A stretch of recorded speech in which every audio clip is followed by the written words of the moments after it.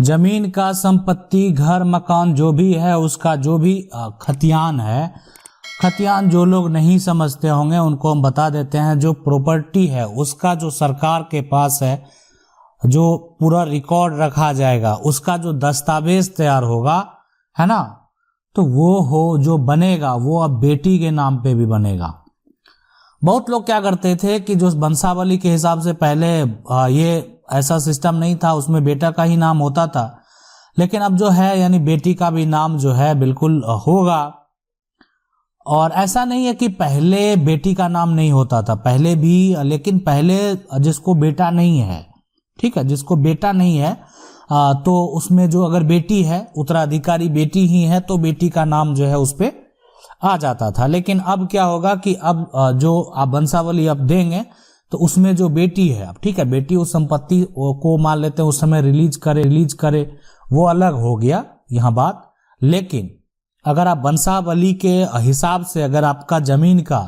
सरकार कहीं भी किसी राज्य सरकार के द्वारा अगर सर्वे कराया गया, पूरा रिकॉर्ड जो है वो नया अपडेट किया गया, तो आपके संपत्ति में बेटा के साथ साथ बेटी का भी नाम जो है, बेटा और बेटी दोनों का नाम से संपत्ति का रिकॉर्ड बन जाएगा और दोनों संपत्ति के उत्तराधिकारी होंगे। आप इससे जो है उसको अलग तभी कर पाएंगे जब बेटी इस संपत्ति को जो है रिलीज करे, अपने हिस्से को रिलीज करे। ठीक है, तो आज जो सवाल है कि क्या बेटी के नाम से खतियान में लिखने का प्रावधान है, तो बिल्कुल है, इसलिए कि हिंदू उत्तराधिकार अधिनियम 2005 जब लागू हुआ है, उसके बाद बेटी को पिता के संपत्ति में बराबर का अधिकार है। पैतृक संपत्ति में या सेल्फ एक्वायर प्रॉपर्टी है तो सेल्फ एक्वायर प्रॉपर्टी में भी अधिकार है, जो भी है, घर, संपत्ति, मकान, जो भी जिस टाइप की संपत्ति है सब में बराबर का हक है। इसीलिए जो है बेटी को भी आगे खतियान में जो है वो शामिल किया जाएगा। अगला सवाल है कि सर अगर हमारी जमीन का गवर्नमेंट से मुआवजा मिला हुआ है और जो है पिछले 50 ईयर से उस पर हमारा कब्जा है पर कोई एक्स्ट्रा कागज नहीं है, तो क्या करें? देखिए, अगर आपको जमीन का सरकार मुआवजा दे दी है, ठीक है, तो वो तो सरकार मान लेते हैं अभी नहीं ली है, सरकार को कोई उसका मान लेते हैं जरूरत नहीं हुआ उस जमीन का, तो आपके पास वो होगा। आप 50 साल से उस पर आप कब्जा किए हुए हैं, जैसे भी किए हुए हैं, वो संपत्ति सरकार का ही हुआ और आपके पास अगर कोई कागज नहीं है तो सरकार के रिकॉर्ड में तो ऐसा है कि सरकार ने आपको मुआवजा दे दिया और अभी जो है वो संपत्ति सरकार का ही, सरकार जब भी चाहेगी तो वो आपका ही, सरकार जब भी चाहेगी तो वो आपको हटा सकती है। ठीक है, आगे अब डिपेंड करता है कि मान लेते हैं कि वो आप ही के नाम से अगर वो संपत्ति चल रहा है, आपको मुआवजा मिल गया, तो आगे अगर मान लेते हैं किसी प्रकार का सर्वे होता है संपत्ति का, तो आप सर्वे अगर दोबारा अपने नाम से करा लेंगे, है ना, तो हो सकता है कि वो संपत्ति का आपको दस्तावेज तैयार हो, अन्यथा किसी प्रकार का कोई विकल्प नहीं बनता है। सवाल है कि सर हमारी बहुत जो है यहाँ पर गंभीर मामला है, सर आपको मालूम होगा कि 40-50 साल पहले हमारे बुजुर्गों लोग कागज से ज्यादा जुबान पर यकीन करते थे और पहले ये बिल्कुल होता था, लेकिन हमारा घर 40 से 50 साल पहले बना था, अब उस जो है यहाँ पे दोबारा बनवा रहे हैं, अब गिरकर हैं दोबारा बना रहे हैं, अब उसको जो है यहाँ पे बच्चे लोग जो है या मुकदमा कर दिए हैं और कागज में उनका ही नाम है, तो सर हेल्प कीजिए और बताइए हम क्या करें। देखिए, ये चीज है कि सबसे पहले अगर वो मुकदमा कर दिए हैं तो आपके पक्ष के की गवाह होने चाहिए। ऐसा नहीं है कि ठीक है कागज में उनका नाम है वो ठीक है, लेकिन आपका उस पे घर था और वर्तमान में आपने उसको जो है एक तरह से तोड़ भी लिया, है ना, लेकिन फिलहाल आपका उस पे घर था, तो आप भी उस संपत्ति का दावा कर सकते हैं और अपना पक्ष रख सकते हैं, अपना गवाह आप दे सकते हैं, लेकिन जुबान का किसी प्रकार का मान्यता जो है वो कोर्ट में, न्यायालय में नहीं होता है, इसलिए आप अपने पक्ष का गवाह ही तैयार करें, सबसे बेहतर विकल्प यही है, और केस का सामना भी जरूर करें। सवाल है कि एक प्लॉट में 7 पर्सन जो है लैंड ओनर है, हर पर्सन डिफरेंट फैमिली से बिलोंग करता है, मेरा वही प्लॉट में इतना शेयर है और 3 डिसमिल लैंड है, बट वो लैंड मेरे जो है उसमें मेरा दखल नहीं है, मेरा लैंड कैसे यहाँ पे दखल में, इस केस में जो है पार्टीशन सूट होगा, प्लीज सजेशन मी सर। नहीं देखिए, दखल नहीं है, नाम है ना, तो फिर पार्टीशन करने की जरूरत नहीं है। यहाँ पे आप टाइटल सूट करेंगे और जो कि आप सबके ऊपर करेंगे कि जो दखल करके आपकी संपत्ति को रखे हुए हैं उन सब पर जो है, यानी जो उससे बिलोंग करते हैं उस पर आपको टाइटल सूट करना होगा कि ये संपत्ति जो है वो आपका भी शेयर है, जो कि जबरन तरीके से वो लोग दखल किए हुए हैं। तो ये तो बिल्कुल आपको जो है आपके फेवर में डिग्री होगा, तो यहाँ पार्टीशन करने की जरूरत नहीं है। अगला सवाल है कि 1987 और 1988 में मोटेशन हो चुका है और जो है लगान जो है 2021-22 तक जो है भी है, परंतु सीओ दोबारा शुद्धि पत्र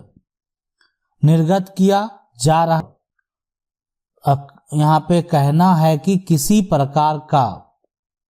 जो है ना बात संख्या अंकित नहीं है। शुद्धि पत्र का जो है यहाँ पर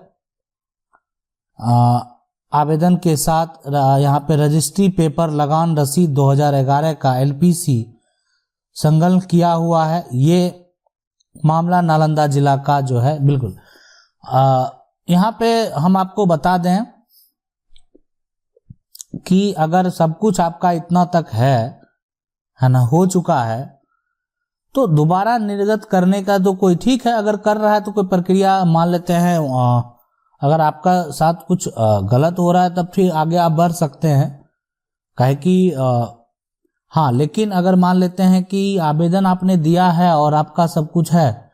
तो वो हो सकता है कि ऑनलाइन करने के लिए कुछ डाटा उनका जो है वो वहाँ पे नहीं हो, इसलिए मोटेशन संबंधित जो भी डाटा होता है वो सिर्फ अंचल स्तर पे ही होता है, तो इसलिए जरूरी है कि उसको ऑनलाइन भी करवा लेना चाहिए। सवाल है कि जमीन मेरा दादा के नाम से है और दूसरा आदमी हक जमा रहा है, सर हम क्या करें? कोई दूसरे के पास जो है बेच दिया सर, अब क्या करें? मैं झारखंड से हूं, सूरज कुमार, जल्दी रिप्लाई दीजिए सर। देखें, अगर बेच दिया और आपके दादा के नाम से है, आपके पास कागजात है, तो आप तो एक्शन ले ही सकते हैं, ठीक है। और अगर बेच दिया है कोई दूसरा गलत तरीके से, तो उसके खिलाफ आप केस फाइल करें फिलहाल। और रही बात कि अगर आपका दखल बरकरार है, तो दखल तो बेच भी दिया तो नहीं छोड़े किसी भी हालत में, ठीक है, उस पर केस करें। इसलिए देखिए, अगर आपके वो दादा के नाम से है तो वो संपत्ति पे पूरा आपका हक है ना। कोई भी दूसरा व्यक्ति उस संपत्ति को अगर बेचता है तो वो एक तरह से वो फ्रॉड करना बीसी हो गया है ना। तो इसलिए उस संपत्ति, हाँ, दखल भी आपका नहीं है, लेकिन संपत्ति आपके दादा के नाम पे, फिर भी आपको यहाँ पे केस फाइल करना ही होगा उस संपत्ति को वापस पाने के लिए। सवाल है कि सर नगर निगम हाउस टैक्स और जमीन का लैंड टैक्स अलग होता है। बिल्कुल, देखिए, नगर पालिका में भी घर का मकान का टैक्स जाता है वहां पे, और जमीन का जो है हम लोग लैंड का जो रेवेन्यू जमा करते हैं, तो जो भी है जो खतौनी में है। तो रसीद के बारे में अमीन बोलता है कि यहाँ शहर की जमीन का रसीद नहीं कटता है। रसीद कहाँ कटेगी? देखिए, रसीद जो है आपका जो राजस्व का कार्यालय है, नगर निगम का जो कार्यालय है, वहां पे आप जो टैक्स जमा करते हैं वो आपका अंचल का जो राजस्व का कचहरी होगा, ठीक है। तो अगर आप वहां पे जो है आपका राजस्व का, जहां रेवेन्यू लैंड का लिया जाता होगा, वहां पे आपका रसीद का सारा काम होगा, ठीक है। और जो आपका नगर निगम का जाता है हाउस टैक्स, तो वो तो आपको भी देना ही है। अगला सवाल है कि सर हमें जो है 1979 में रजिस्ट्री जो है यहाँ पर की है, लेकिन जिससे जमीन खरीदी थी उसका पुराना रिकॉर्ड ग्राम पंचायत में नहीं है। उसने जिससे पहले खरीदी थी उसका नाम दिखाता है। तो पहले वाले व्यक्ति के लड़के ने हम पर कोर्ट में केस कर ली है। हमारे पास 1984 से अब तक का रिकॉर्ड है, और जिस व्यक्ति केस डाली है वो भी गांव का ही है। देखिए, यहाँ पे आपको जो आपने मान लेते हैं कि 1979 में रजिस्ट्री की है, और उसके बाद मान लेते हैं वर्तमान में अभी हो सकता है वो संपत्ति आपके नाम पे आपने दाखिल खारिज कराया कि नहीं कराया, या आपके नाम से सर्वे हुआ कि नहीं हुआ, लेकिन जो आपके पास सारा कुछ रिकॉर्ड है, सब कुछ है, केस डाला है, और जो आपने जिस तो हो सकता है कि वो उसका मोटेशन नहीं कराया हो, तो वो आपको निबंधन कार्यालय जहां से आप खरीदे होंगे वो रिकॉर्ड तो आज आपको निकालना पड़ेगा। अच्छा, दूसरी बात है कि इस समय से वो संपत्ति आपके पास वो बरकरार है और आपका दखल है, आपके नाम से उस समय से मोटेशन भी हुआ है, मतलब आपने रजिस्ट्री कराया और मोटेशन भी कराया। आज तक आप जो है उसका लैंड का जो है वो रेवेन्यू भी दे रहे हैं, टैक्स भी दे रहे हैं, तो आप केस जीतेंगे, है ना। इतना दिन के बाद कोई संपत्ति का आके दावा करे और उसके पास ठीक है फर्जीवाड़ा साबित करे ना, वो किसी और को बेचे। अब वहां पे अगर निबंधन कार्यालय में मान लेते हैं रिकॉर्ड नहीं मिलता है, ठीक है, और आपका जो बेचा व्यक्ति है मान लेते हैं कोई भी दस्तावेज, तो हो सकता है कि निबंधन कार्यालय में नहीं भी मिले ना, फिर भी आपका इतने दिन से उस संपत्ति पे दखल है, इसलिए आपकी जीत होगी। इसलिए लेकिन हाँ, केस में आपको थोड़ा एक्टिव रहने की जरूरत है।